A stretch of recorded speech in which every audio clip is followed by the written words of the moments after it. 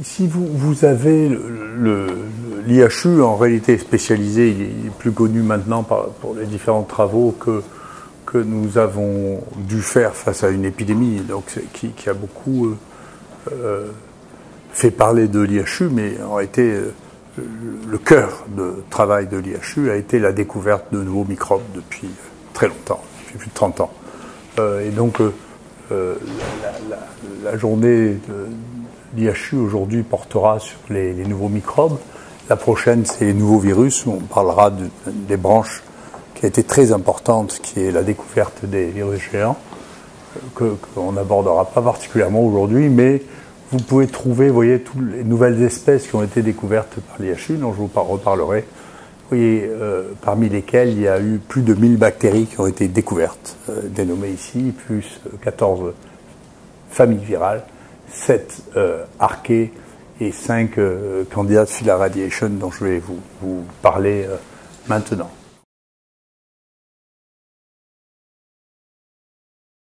Donc aujourd'hui, on va vous parler des nouveaux microbes chez les humains. Je vais vous faire une introduction rapide pour vous mettre ceci en perspective. La microbiologie, au sens où on l'entend maintenant, avec la définition du mot microbe, date de la fin du 19e siècle, donc c'est extrêmement récent, avec l'usage des microscopes. Et l'usage des microscopes permet de définir ce que l'on ne voit qu'au microscope. C'est-à-dire que ce que l'on ne voit pas à l'œil nu, et que Pasteur rapportera, après en avoir discuté avec un chirurgien qui s'appelait Cédillo, qui va lui dire: tu devrais appeler ce que tu vois là des microbes. Donc c'est le truc. Et donc on va voir ce que l'on trouve dans ces microbes. Après, la génétique influencera le classement de ces microbes, et à partir de la microscopie optique, on différenciera ce que sont les microbes et ce que sont les virus, c'est-à-dire des choses qu'on ne voit pas au microscope, mais qui jouent un rôle, qui peuvent infecter et qui peuvent être virulents, d'où leur nom, le virus. Et puis, on verra qu'il y a des choses qui ne sont pas ou pratiquement invisibles au microscope, et que nous, on appellera des mini-microbes ou des nano-archées pour d'autres, pour les archées. Et puis ensuite, au contraire, des éléments microbiens qui ont le mode de vie des virus, mais qui, eux, sont visibles au microscope. Donc, vous voyez, c'est un exemple de ce que montre la science, c'est-à-dire quand on change d'outil, on ne voit pas les mêmes choses. Et à chaque fois qu'on change d'outil, on voit des choses qu'on ne voyait pas avant. Donc ça, c'est la définition des microbes. Et la première fois que Pasteur a montré qu'un microbe était pathogène, c'était pour le choléra des poules. C'est une première définition. La microbiologie a été très marquée par les définitions des Français. Les Français adorent nommer les choses et adorent faire des définitions. Ça fait partie de notre culture, la dénomination. Donc la première dénomination, c'était celle des microbes. Et puis il y a une deuxième dénomination qui va venir de l'Institut Pasteur aussi, qui va être faite par Chaton. Et Chaton, quand il va regarder les microbes, en particulier au microscope électronique, il va voir qu'il y a des microbes qui ont un noyau et des microbes qui n'ont pas de noyau. Les microbes qui ont un noyau, il va les appeler les eucaryotes. Ceux qui n'ont pas de noyau, il va les appeler les prokaryotes. C'est une définition qui est fausse aussi, parce qu'en réalité, il y a des bactéries qui seront donc classées dans les prokaryotes par des méthodes génétiques, qui ont une forme de noyau intracellulaire. Et donc cette définition est aussi une définition relative. Toutes ces définitions sont amenées à être changées au fur et à mesure qu'on aura de nouveaux outils. Et puis la troisième révolution, donc on était un monde à 1, les microbes, un monde à 2, les prokaryotes et les eucaryotes. La troisième révolution, c'est la séquence du ribosome. Et ça, c'est Woose qui va séquencer le ribosome et qui va dire: écoutez, il n'y a pas les prokaryotes et les eucaryotes, en réalité, il y a un groupe là qu'on appellera les archées, essentiellement pour des raisons de commodité intellectuelle, parce que ce que l'on trouvait là-dedans, c'était ce que l'on appelait avant des prokaryotes extrémophiles, et qui vivaient en particulier dans les eaux très chaudes. Or, l'hypothèse de l'époque, c'était que la vie avait commencé au moment où la Terre était encore brûlante, et que donc les premiers êtres vivants étaient des thermophiles. Et donc, puisque c'est parmi les prokaryotes ou les bactéries thermophiles qu'on trouvait le plus de ces microbes-là, on a appelé ça les archées, ce qui est toujours idiot. Quelque chose qui vit maintenant n'est jamais archaïque. C'est une bêtise. Et on ne sait jamais recomposer le passé. Toujours est-il qu'ils trouvaient que le ribosome de ce groupe de microbes, qui s'est appelé les archées, était plus proche des eucaryotes que des bactéries, et donc constituait un troisième monde. Et on est passé d'un deuxième monde, d'un monde à 2, à un monde à 3, qu'il appelait des domaines, et donc on était à 3 domaines. Donc, pour les bactéries, vous voyez, la multiplication des moyens nouveaux, c'est-à-dire l'association du Mal-Ditov avec la génomique, a permis rapidement d'augmenter le nombre de bactéries connues, tout court. Et puis, vous voyez, là, on n'était qu'à 247, et il y avait aussi, maintenant on est à un peu plus de 1000, mais il y avait aussi des bactéries qui avaient été isolées pour la première fois chez l'homme, alors qu'elles étaient connues dans l'environnement. Et donc, nous, de bactéries associées à l'homme, pour la première fois, il y a probablement 1500 qui ont été démontrées ici. Donc, un nombre absolument considérable, parce que la culture, l'association culture-microscopie et séquences était quelque chose qui était assez peu répandu. Et puis, une grande découverte pour nous du XXe siècle, ça a été la découverte des virus géants. C'est-à-dire qu'on considérait que, depuis Pasteur, que les virus étaient petits et donc ultra-filtrables et passaient à travers ces filtres de Chamberlain qui ont un diamètre de 0,2 microns, et que donc ce qui était plus gros que ça n'était pas un virus. Et en particulier que les virus n'étaient pas visibles au microscope. Et donc, nous, on a eu la surprise en essayant d'identifier une bactérie intracellulaire qu'on nous avait donné à identifier d'Angleterre, de découvrir qu'en réalité, c'était un virus géant. C'était le premier des virus géants. Et donc, comme nous n'avions pas de ribosome, bien sûr, c'est quand même quelque chose qui est relié au virus. Il n'y a pas de ribosome. On ne peut pas faire d'arbre phylogénique avec ça. On peut le faire avec d'autres gènes. Mais en revanche, on peut le faire avec les fonctions qui sont contenues dans les différents organismes. Et si on fait ça, eh bien, on se retrouve avec 4 clusters qui comprennent d'une part les virus, d'autre part les eucaryotes, d'autre part les prokaryotes et d'autre part les archées. Et donc, on était dans un monde à 4 branches. D'accord ? Et donc, comme on ne savait pas comment l'appeler, domaine, ça avait énervé les gens parce que c'était 3 domaines, on a commencé à appeler ça les trucs, c'est-à-dire les things resisting incomplete classification. C'est un nom français encore. Et donc, on était à 4 trucs. Et puis est arrivé un 5e truc, ça on est en plein 21e siècle. Là.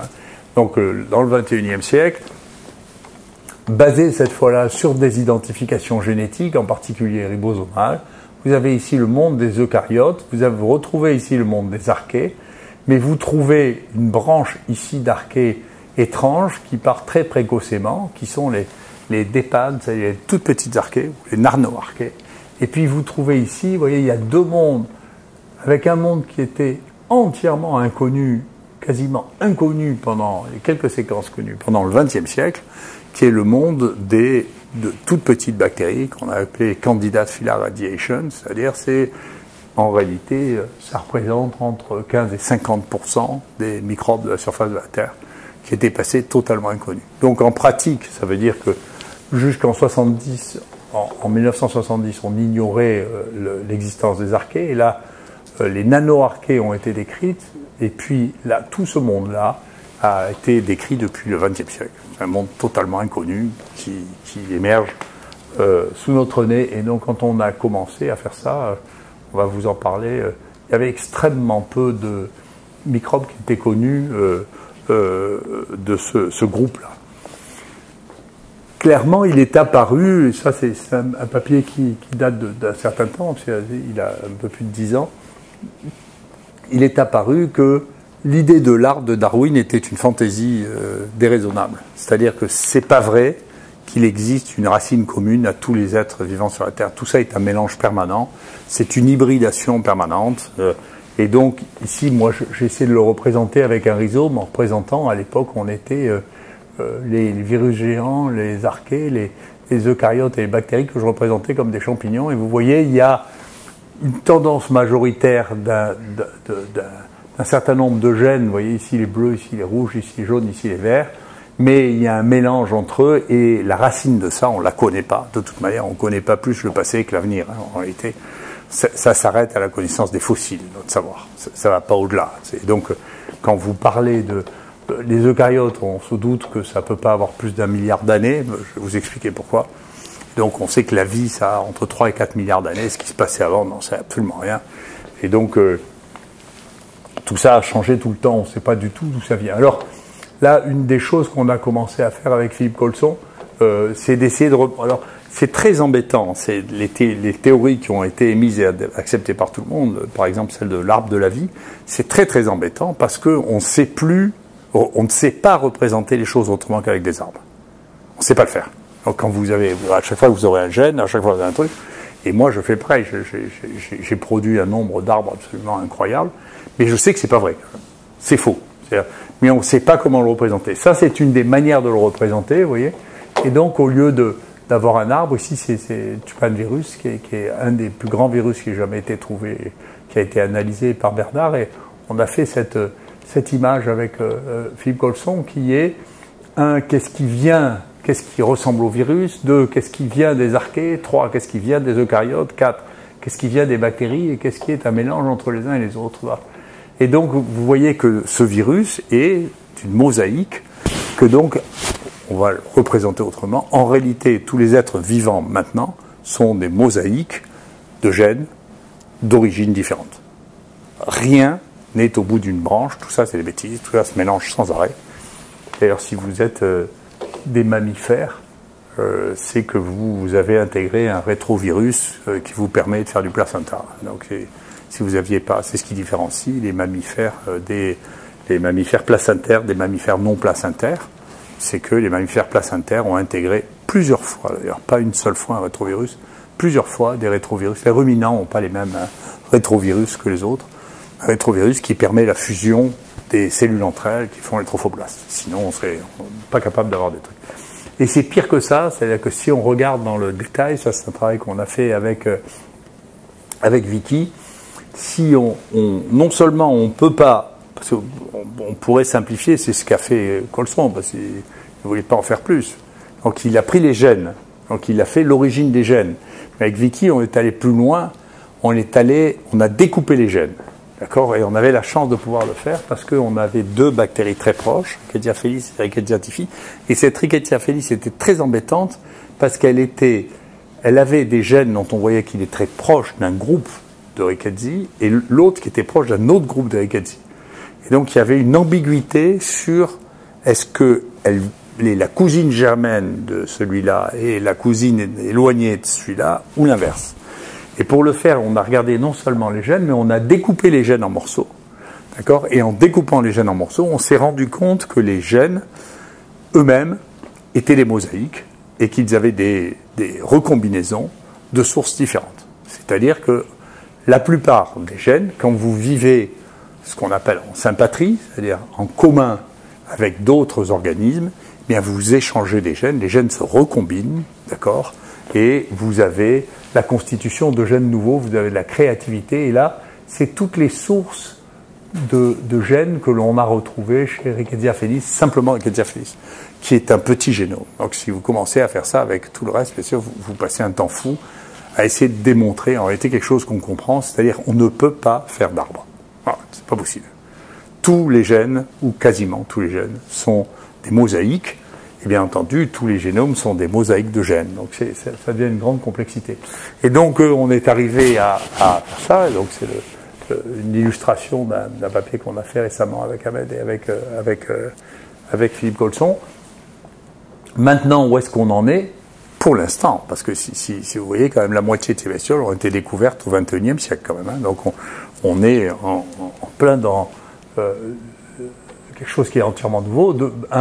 Il y a les eucaryotes, bien sûr, qui sont là. Et vous voyez, c'est une mosaïque avec la source des gènes que l'on a identifiés comme venant d'ailleurs. Okay. Ici, vous avez les mitochondries, sur lesquelles je reviendrai. Les mitochondries, on a pu aussi... C'était la première... C'était très troublant. Vous savez, la manière... Ça a été très bien décrit par Kuhn, ça. Quand vous découvrez quelque chose, en réalité, il faut un temps entre le moment où vous découvrez quelque chose et le moment où vous acceptez que ça remet complètement en cause la théorie. En réalité, c'est un truc pour imbéciles, le truc, les exceptions qui confirment la règle, c'est un truc pour idiot. Chaque exception tue la règle. Après, c'est tout le temps qu'il va falloir pour tuer la règle, qui est important. Mais chaque exception tue la règle. Une règle qui comporte des exceptions, ça cesse d'être une règle. Ça montre que les règles, ça sert simplement à intégrer la connaissance à un moment donné. Et donc, là, les mitochondries, les gens savaient que c'était d'origine, ça ressemblait à des bactéries. On a vite compris que c'était d'origine bactérienne. C'est ce qui permet la respiration. Et c'est majoritairement originaire de bactéries que nous, on connaît bien, qui sont les Rickettsia. Et donc, c'est pour ça qu'on sait que les eucaryotes ne peuvent pas avoir plus d'1 milliard d'années, parce que l'embranchement de ces bactéries, si on le mesure avec c'est tardif, c'est une branche des alpha-protéobactéries, et ça ne peut pas avoir plus d'1 milliard d'années. Donc, avant les eucaryotes, on ne sait pas ce qu'il y avait, mais en tout cas, ce n'était pas des eucaryotes. Et même ça, en réalité, tout le monde disait ça vient des Rickettsia, mais en réalité, quand on regarde, c'est pas normal qu'il y ait des mitochondries qui aient 2 fois plus de gènes que les autres. Et si on fait la phylogénie de ça, je ne sais pas si je l'ai mis ça. Non. Si on fait la phylogénie de ça, on se rend compte que les mitochondries sont aussi l'association de gènes d'origine différente. Et il y a au moins 3 bactéries qui leur ont donné des gènes parmi les Rickettsia et parmi d'autres. Donc les mitochondries ne sont pas monophylétiques. Hein. Donc c'est ce qu'on vous représente là-dessus, vous voyez. C'est aussi, les mitochondries sont aussi des mosaïques, les bactéries sont des mosaïques, bien entendu. Donc là, c'est le nombre, c'est 1075, pardon, bactéries nouvelles qui ont été, entièrement nouvelles qui ont été trouvées. Les CPR sont des mosaïques ici, on va vous en parler. Et puis les virus géants sont des mosaïques aussi. Les nano-archées, dont Michel vous parlera, sont ici aussi, ou sont étudiants. Les archées aussi. Et ici, ce groupe microbien qui a été considéré comme étant quelque chose qui était intermédiaire entre les eucaryotes et les archées, est né de l'idée qu'il s'agit de domaines qui sont radicalement différents. En réalité, c'est pas radicalement différent, c'est majoritairement des gènes qui sont d'origine archée, avec un peu du reste, dont un peu d'eucaryotes, mais c'est pas réellement un phylum totalement indépendant des archées. Tout ça, c'est majoritairement dépendant des archées, tout ça, c'est majoritairement dépendant des proto-eucaryotes, de quelque chose qu'il y avait avant les eucaryotes, ça des bactéries, et ça c'est des virus géants, et puis on verra ce qui se passera par ailleurs. Mais tout ça est le témoin que chaque outil, chaque étape, chaque outil a emmené un bouleversement complet de nos connaissances, avec une augmentation complète de nos connaissances, et la remise en cause sans arrêt de toutes les théories. C'est devenu des dogmes, c'est pas la faute des gens qui ont fait des théories, c'est la faute des gens qui ont suivi et qui ont fini par croire que ce qu'on leur enseignait était vrai, ce qu'il faut pas faire, ce que je vous recommande de ne pas faire, pas plus ce que je vous enseigne moi, ça sera pas vrai sur le temps. C'est peut-être vrai maintenant, mais avec le temps, ça ne le sera plus. Voilà.